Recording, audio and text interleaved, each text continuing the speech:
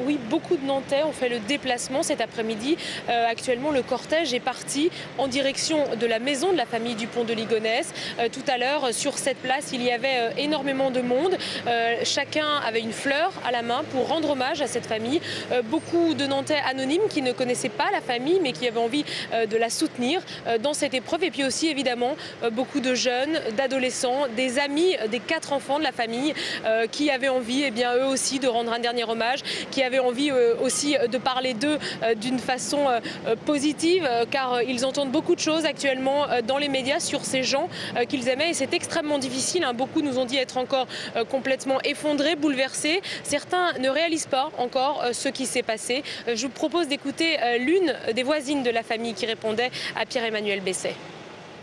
Je la croisais souvent et elle avait quelque chose qui la différenciait des autres. Elle avait un petit quelque chose, elle avait comme une grâce. Quand j'ai appris qu'elle est décédée, ça m'a bouleversée. C'était ma voisine en fait. Et je trouve que c'est horrible ce qui s'est passé. Et si je peux dire à ce monsieur l'acte horrible qu'il a fait, qu'il puisse en prendre conscience, se repentir et se rendre à la justice, ça ferait du bien à tout le monde. Voilà pourquoi je suis ici aujourd'hui. Et Virginie, on connaît la date désormais des obsèques de la famille.